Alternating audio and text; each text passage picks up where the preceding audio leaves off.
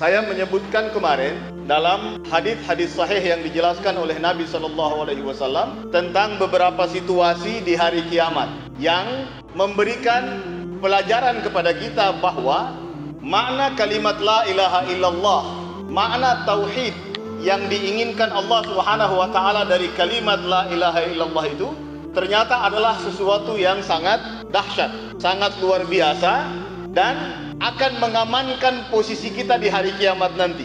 Cerita tentang hari kiamat adalah cerita tentang hal gaib. Satu-satunya informasi yang kita dapatkan tentang hari kiamat sudah pasti hanya boleh kita yakini bila berasal dari yang maha mengetahui yang gaib. Alimul ghaibi wasyahadah, yang mengetahui yang gaib dan yang nyata, yaitu Allah Subhanahu wa taala. Dan Allah menyampaikan kepada kita baik langsung di dalam Al-Quran atau lewat penjelasan Nabi SAW pada hadis-hadisnya.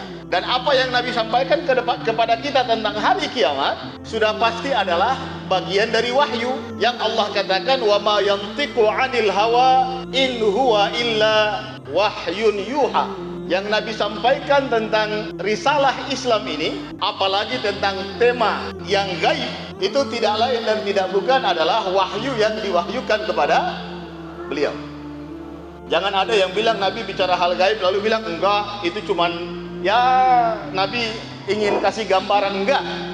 Kalau Nabi bicara tentang yang gaib itu murni benar adalah wahyu dari Allah Subhanahu wa taala.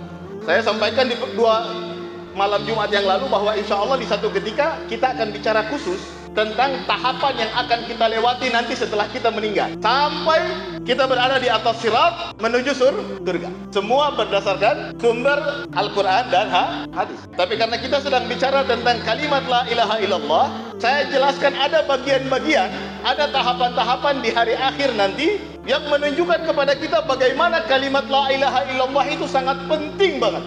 Dan dia akan menyelamatkan kita. Saya sudah jelaskan beberapa bagian kemarin. Ada satu bagian itu Nabi sampaikan dalam satu hadis sahih yang disebutkan oleh ulama. Hadis itu disebut sebagai hadisul bitaqah, hadis satu lembar gitu. Hadis satu lembar. Maksudnya apa? Nabi menjelaskan nanti ada tahapan yang akan kita lewati di mana catatan amal kita itu akan dibukakan. Akan kelihatan semua apa yang kita lakukan semasa hidup kita. Setelah dibukakan semua catatan amal kita, lalu catatan amal kita itu akan diserahkan kepada kita.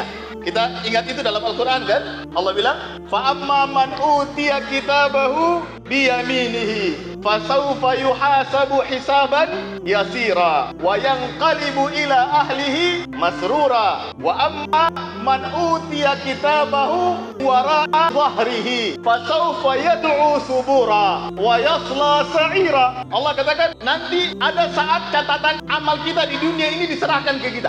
Kalau saat diserahkan kita menerimanya dari arah kanan kita, itu tanda baik.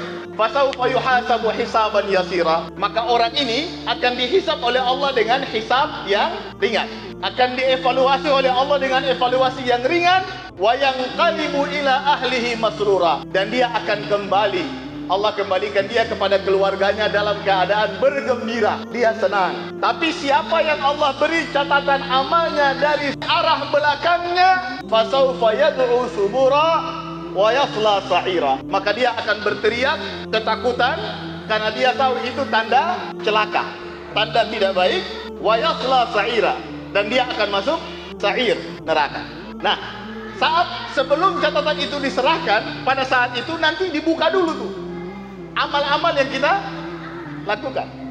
Lalu kata Nabi, ada seseorang saat dipanggil oleh Allah lalu dibukakan semua catatan amalnya, hampir semua catatan amalnya itu dosa. Buka selembar isinya dosa, buka lembar berikut isinya dosa, lembar berikut hampir semua lembar catatannya isinya dosa.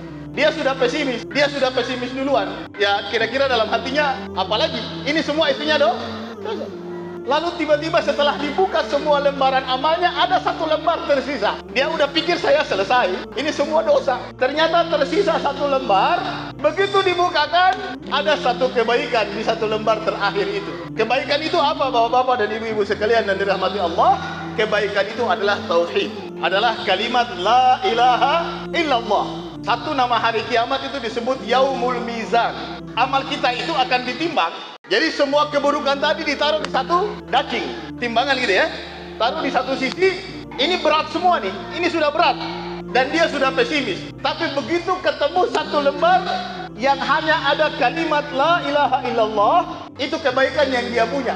Lalu Allah taruh satu lembar itu di daging yang satu lagi. Ternyata kalimat la ilaha illallah itu yang cuma satu-satunya kebaikan yang dia punya, yang hanya ada pada satu lembar dari semua lembar amalannya. Begitu ditaruh di daging kebaikan, itu lebih berat dari semua dosa yang dia lakukan.